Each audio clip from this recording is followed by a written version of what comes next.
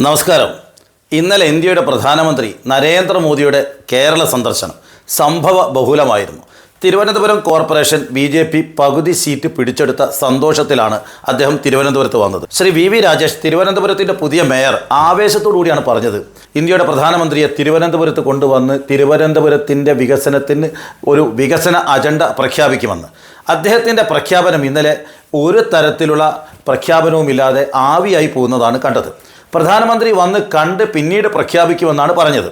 അങ്ങനെയാണെങ്കിൽ വയനാട്ടിലെ പാവപ്പെട്ട ചൂരൽമലയിലെയും അതേപോലെ തന്നെ മുണ്ടക്കൈയിലെയും നൂറുകണക്കിന് ആളുകൾ, അത് 1000-ഓളം ആളുകൾ, എല്ലാം നഷ്ടപ്പെട്ട ജനവിഭാഗങ്ങൾ, ആ ജനവിഭാഗങ്ങളുടെ ആ നഷ്ടം നേരിട്ട് കണ്ട് കൊച്ചു കുട്ടികളെ പോലും താലോലിച്ച് അങ്ങനെ ഫോട്ടോഷൂട്ട് നടത്തി തിരിച്ചു പോയപ്പോൾ അന്നും BJP പറഞ്ഞത് അദ്ദേഹം അവിടെ പോയി പ്രഖ്യാപിക്കുമെന്നാണ്. ഇതേവരെ ഒരു കാര്യവും ഉണ്ടായില്ല. ദേശസാൽകൃത ബാങ്കിലെ ലോണുകൾ പോലും കൃത്യമായി എഴുതി തള്ളാൻ ഇതേവരെ സാധിച്ചിട്ടില്ല. അങ്ങനത്തെ പ്രധാനമന്ത്രിയാണ് തിരുവനന്തപുരത്ത് വന്നിട്ട് അദ്ദേഹം സന്ദർശനത്തിന് വളരെ സങ്കടം തോന്നുന്നത് തിരുവനന്തപുരത്തിൻ്റെ ഏറ്റവും ആദ്യത്തെ BJPയുടെ മേയറായിട്ട് വന്നിരിക്കുന്ന VV രാജേഷ് അദ്ദേഹത്തിന് എയർപോർട്ടിൽ സ്വീകരണത്തിന് കയറ്റിയില്ല, മാറ്റി നിർത്തി. പാവൻ രാജേഷ് എന്താ പറയുന്നത്? സുരക്ഷാ കാരണത്താൽ തന്നെ മാറ്റിയെന്ന് പറയുന്നത്. തിരുവനന്തപുരത്തിൻ്റെ മേയർ രാജേഷ് എന്ത് സുരക്ഷാ പ്രശ്നമാണ് ഇന്ത്യയുടെ പ്രധാനമന്ത്രി നരേന്ദ്രമോദിക്ക് ഉണ്ടാക്കുന്നതെന്ന് എനിക്കറിയില്ല. ഏതായാലും രാജേഷ് ഒരു സുരക്ഷാ പ്രശ്നമാണെന്നുള്ള അഭിപ്രായം കേരളത്തിൽ ആർക്കും ഉണ്ട് എന്ന് എനിക്ക് തോന്നുന്നില്ല. കാരണം BJP നേതാക്കൾക്കിടയിൽ പൊതുവേ ഒരു മിതവാദിയാണ്. ആവശ്യമില്ലാത്ത വാക്കുകൾ വിളിച്ചു പറയാത്ത, എതിരാളികൾക്കെതിരെ വർഗീയ വിദ്വേഷ പരാമർശങ്ങൾ ഇതേവരെ നടത്തിയിട്ടില്ലാത്ത പല BJP നേതാക്കളും പിടിച്ചു നിൽക്കുന്നത് അത്തരം പരാമർശങ്ങളിലൂടെയാണ്. പക്ഷേ രാജേഷ് അങ്ങനെ ഒരു പരാമർശം നടത്തിയതായിട്ട് അറിവില്ല.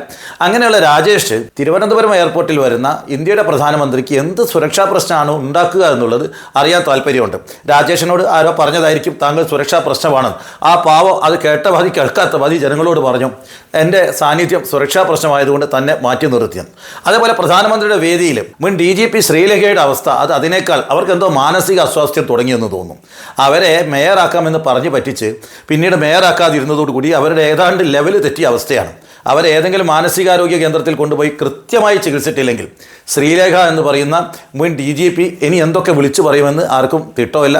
എന്തൊക്കെയാണ് കാട്ടിക്കൂട്ടുക എന്ന് യാതൊരു തിട്ടമില്ല. അവർക്ക് എന്തൊക്കെയോ അസ്വാസ്ഥ്യങ്ങൾ തുടങ്ങിയിട്ടുണ്ട്. BJP കൃത്യമായി ചികിത്സിക്കണം.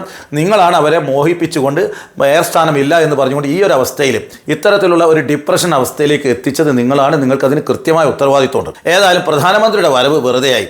തലേ ദിവസം കുറേ മാധ്യമങ്ങൾ വെച്ച് അടിച്ചു. തിരുവനന്തപുരത്ത് നിന്ന് കാസർഗോഡ് വരെ, കണ്ണൂർ വരെ അതിവേഗ പാത വരാൻ വേണ്ടി പോകുന്നു. നേരത്തെയുള്ള കേരള ഗവൺമെൻറ്റിൻ്റെ കേരയിൽ പോലെയല്ല, കുറച്ച് സ്ഥലം മതി, അവിടെ വീതി കൂട്ടിക്കൊണ്ട് 200 കിലോമീറ്റർ വേഗത്തിൽ ട്രെയിൻ ഓടുമെന്നൊക്കെ പറഞ്ഞു. അതിവേഗ റെയിൽ വരുമെന്നുള്ള പ്രഖ്യാപനം നമ്മളും കാത്തിരുന്നു. പക്ഷേ ഒന്നും ഉണ്ടായില്ല. ഇന്ത്യയുടെ പ്രധാനമന്ത്രി ഇവിടെ വന്ന് ഒരു പ്രഖ്യാപനവും നടത്താതെ വെറും തറ രാഷ്ട്രീയ പ്രസംഗം, ഉത്തരേന്ത്യയിൽ നടത്തുന്ന തരത്തിലുള്ള തറ രാഷ്ട്രീയ പ്രസംഗം നടത്തി തിരിച്ചു പോയിരിക്കുന്നു. ഏതായാലും തിരുവനന്തപുരത്തിൻ്റെ ജനങ്ങൾക്ക്, ഈ BJPക്ക് വോട്ട് ചെയ്ത ആളുകൾക്ക് ഇത്തരത്തിലുള്ള ഇനി എന്തൊക്കെ തൃശ്ശൂരുകാർ അനുഭവിച്ചതുപോലെ ഇനി എന്തൊക്കെ അനുഭവിക്കണം എന്നാണ് ഞാൻ ആലോചിച്ചു പോകുന്നത്. നന്ദി, നമസ്കാരം.